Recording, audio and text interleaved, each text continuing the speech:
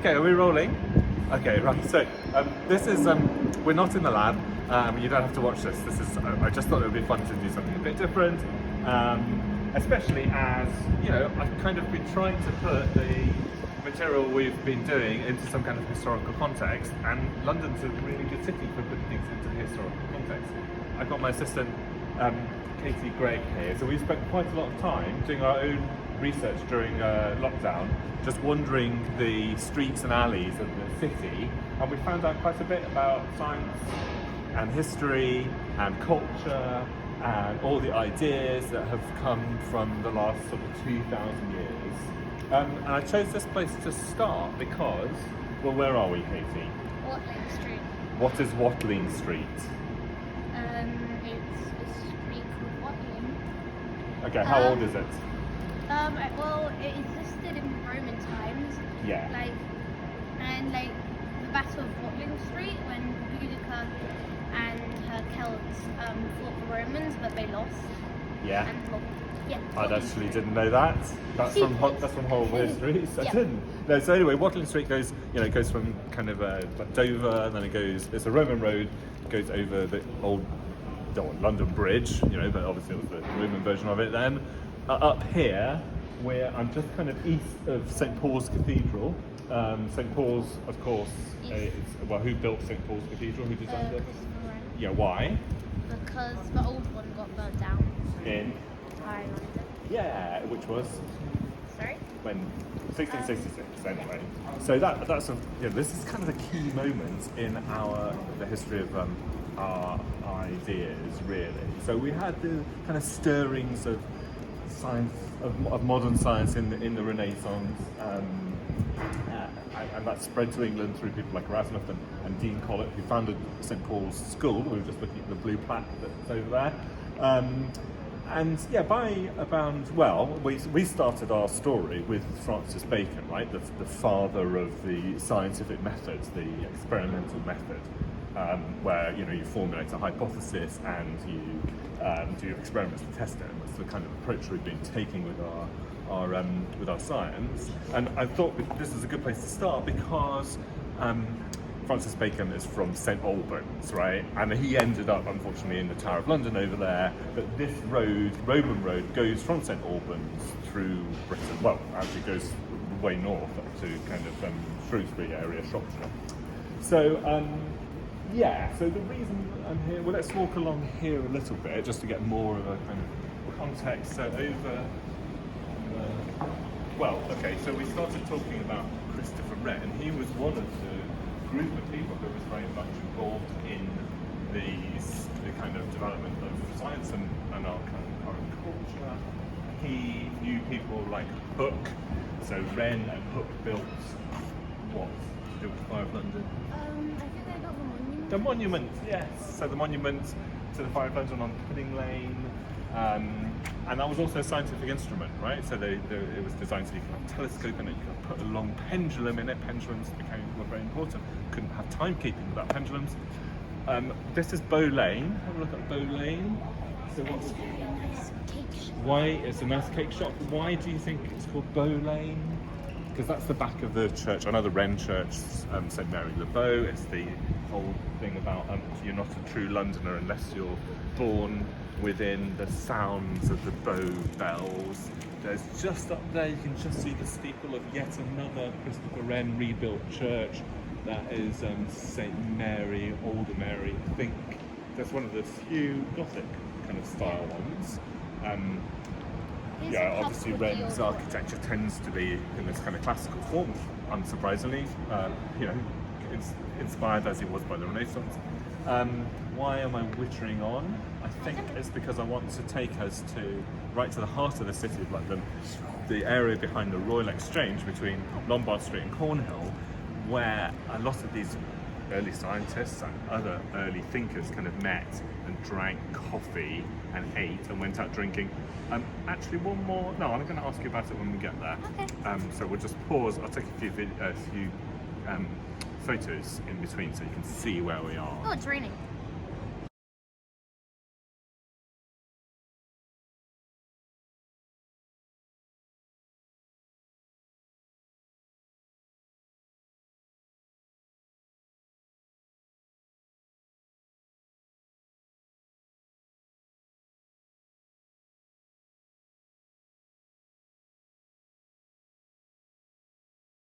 Okay, so we just walked past the Bloomberg building, just like 2 minutes on from where we just were talking and took a couple of pictures. We are standing, what are we standing above? I think it's probably the river. No, good guess. It is an underground river, but it's not the Fleet. That goes into Farringdon Road. Actually, Samuel Pepys, well, we're going to come to him, was born near there. But this is the Walbrook. So if you look at any old maps of London, there's all these like rivers that go in. They're very important. But Walbrook hasn't been seen for probably hundreds of years. It's under our feet. So this is actually called Walbrook. Just up here, we can walk along.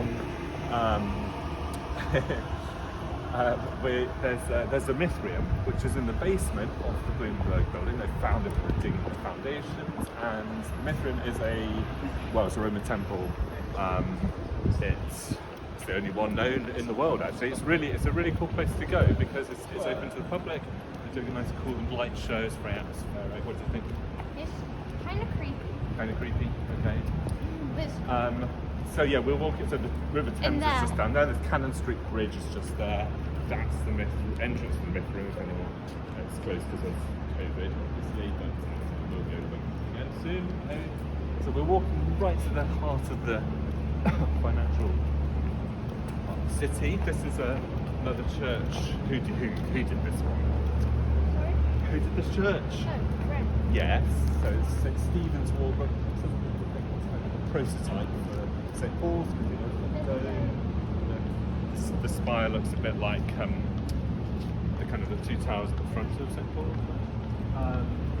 So we'll go along the passage behind the Mansion House, which is the house of the Lord Mayor of London. It's a really good, interesting contrast of architecture here. Some 90s postmodernism there. The reflection of the anyway, we're going to the Mansion House. And then we're going to pop out in this kind of area that I wanted to tell you about, where science began, modern science began. Maybe we'll pause and take some photos. There's a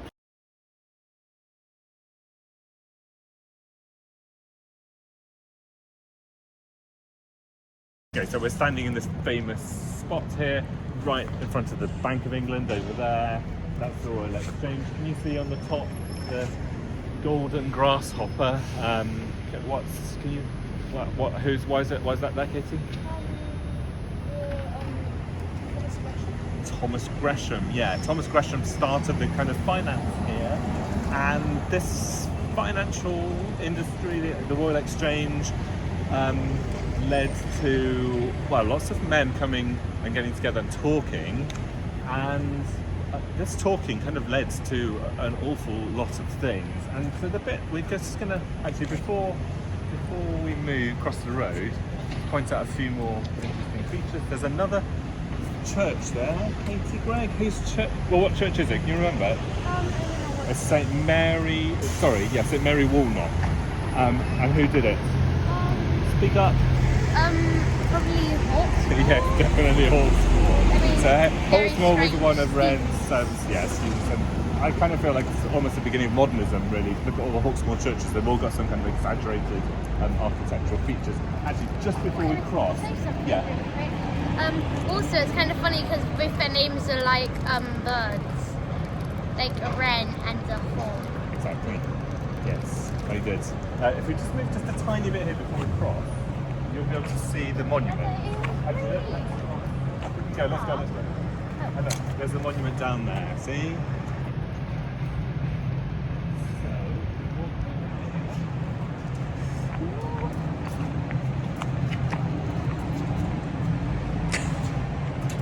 It's okay.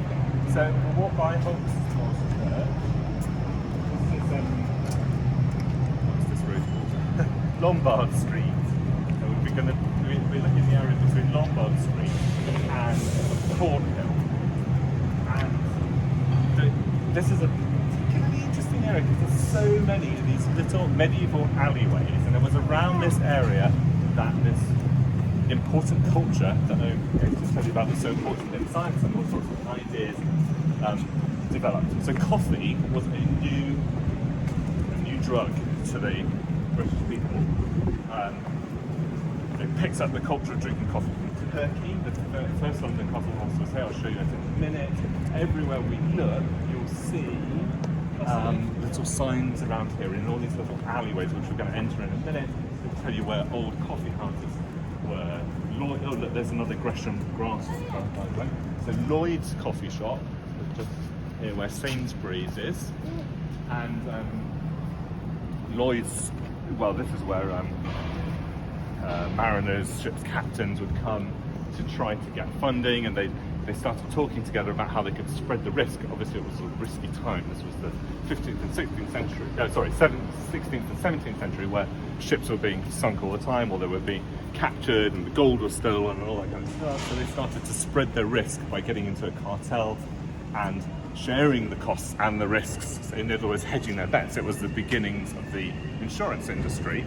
And so we can enter here into this alley, which is the Change Alley.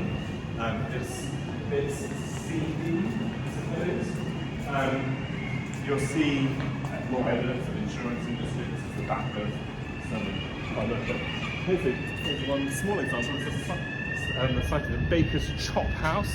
So as well as people meeting for coffee. So, okay, I wanted to talk about Samuel Pepys. Let's move away from that alarm. Through here. So, Katie, tell me about Samuel Pepys.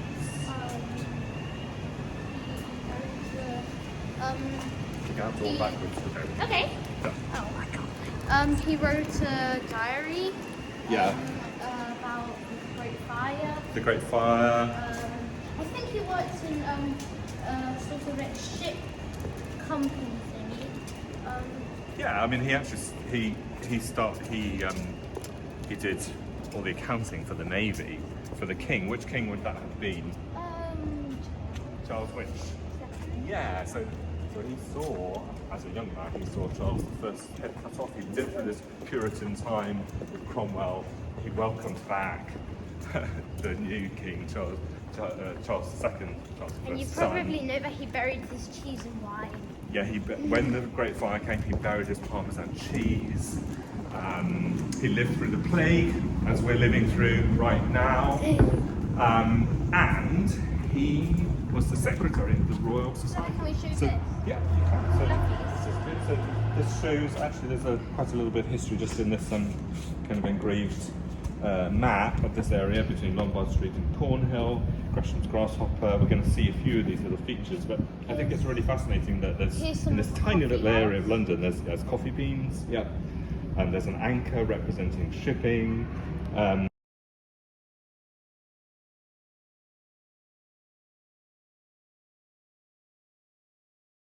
We were talking about Samuel Pepys was getting distracted by the map. It's another one of these little maps showing all these little alleyways around here.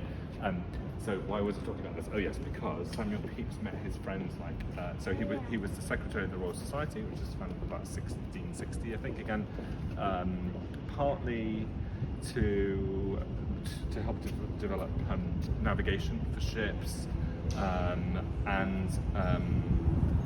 so these early scientists, just like the early financiers, met in coffee shops initially, and Pepys talks a lot in his diary about going out, meeting his friends, developing his own accountancy methods, which were still used today, and this cultural change of people going out just for fun and consuming coffee just for fun was really new. And associated with it came also kind of culture of going to chop houses, the first restaurants, really, that kind of culture of restaurants, rather than just eating because you're away from home, eating just for pleasure. That really started in London. Although we associate kind of fine dining with French cuisine, the first French restaurant was modelled on a London restaurant right here, and it was called the Taverne du Lange, the French version of it, and that was the first French restaurant of the kind of style that you think of now. So there's an old chop house right here. We can go. Let's go. This is Bengal Court. Please tell me I forgot to Yeah. Right. So this restaurant, Tavern, It's called, what's it called, Katie? Sorry? What's the tavern called? Chop House. Say it to the camera. Like a Georgian dragon or something. Georgian vulture. Yeah.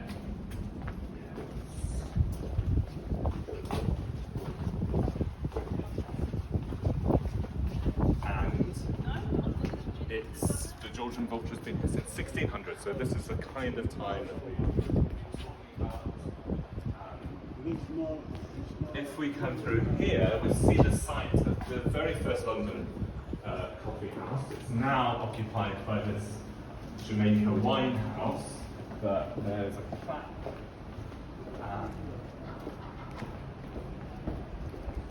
Right here. So this chap, Pascal Rosie, he was Turkish and he really popularised the coffee. So when was that? 1652. Yeah, this is exactly the time that we're talking about. It all kind of burgeoned from there, and well, I mean, mathematicians also associated with coffee shops like Newton. There's a church there. What's the name of it? I think it's St. Michael's probably, but who? Well, you know this one, right, Katie? Say to the camera. Who built it? So Ren did the bottom, but Hawksmoor did the top. The tower, yeah. Yeah, that's really cool. The first, so Caraway's coffee shop over there, which is their symbol is actually the Gresham's grasshopper. That was the first place to serve tea in England. So tea came after coffee. People got into coffee first, and tea came later.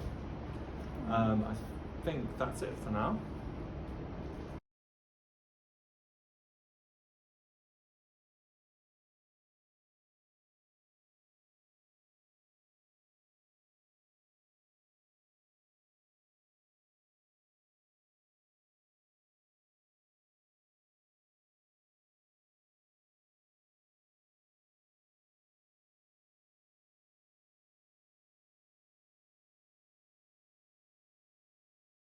Okay, so Katie's filming this, but she's still going to be able to answer questions. Okay. So we're standing, well, I just told you about Lloyd's Coffee House, where insurance, when bet hedging was invented.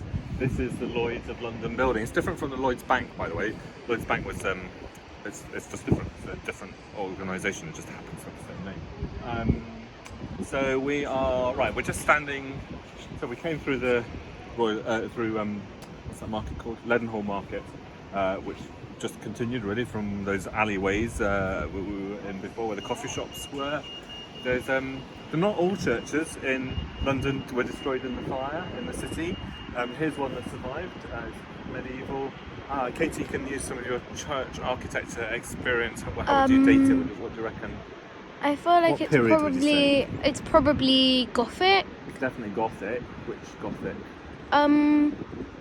Maybe decorated, or the other one, what do you call it? Perpendicular? Yeah, it's not perpendicular because it doesn't have, actually that window on the left would be perpendicular because it's got the 2 radius arch. I think you're right, it's decorated. And it's called St Andrew Undershaft. Why is it called St Andrew Undershaft? Oh, me, Yes. Sorry. Because, I'll give you a clue. This is called one The Undershaft? maypole. Oh, right? yes, for maple. Yes. Yeah. So keep it Landscape. Right. Anyway, so can you remember who's buried there? Peeps? No, not no, Peeps. good It's guess. No, Peeps. Ugh. Peeps' church is yeah, over St there. Olaf's. St Olaf's, yeah. I've forgotten. Hans. Christians? No. Oh, Hans Holbein. Hans Holbein, yeah. Why is Hans Holbein famous? Because he was a famous painter. Yeah, a portrait artist especially. And also because he painted, I think it was Anne Boleyn or Anne of Cleves. Anne of or Cleves. Yeah, his portrait, and then Henry VIII. Yeah. Yeah, he didn't like. Actually, there's 2 Hans Holbeins, so they're older and younger, so shouldn't muddle them up. Wait, anyway, what? I think so. But anyway, There's 2? Okay. One of them's buried over there. And of course, he also painted all these kind of key figures in the early Enlightenment, like Erasmus and Thomas More, people like that. that is pretty much it. I can't really think of anything more science, so we could go on all day. I suppose, yeah, so Katie discovered a secret passage under Fenchurch Street station over there that takes you to Samuel Pepys's church, and it's also right by where the Navy office used to be, so it's kind of near the Tower of London. The only other science I can think of is we could go to Bunhill Fields, the non-conformist burial grounds, where Reverend Bayes, the statistician, is buried, and also other kind of thinkers, non-conformist thinkers like Daniel Defoe and William Blake. They're all buried there. But actually, I think we've probably done enough. I think done a bit of vaguely scientific content and something a bit different. So thank you very much for bearing with us for the whole course, and thank you, Katie, for filming and for narrating. Answering. No. Okay, yeah. Narrating, I'll take that. Stop the video, otherwise I'll cut it off. Bye bye. I'm Duncan Craig, and I'm going to talk about science. About Right. what? Science. Right now, students. What should we do today? Yes. Sorry, I forgot. We should talk about science. Right. So this is a very scientific pavement we're standing on here. You can see the way the shapes and how the paving stones have been put together. Right. And I think I'll have to stop it there. I will take a few photos along the way. Is this going to be in the exam? I'm afraid it might.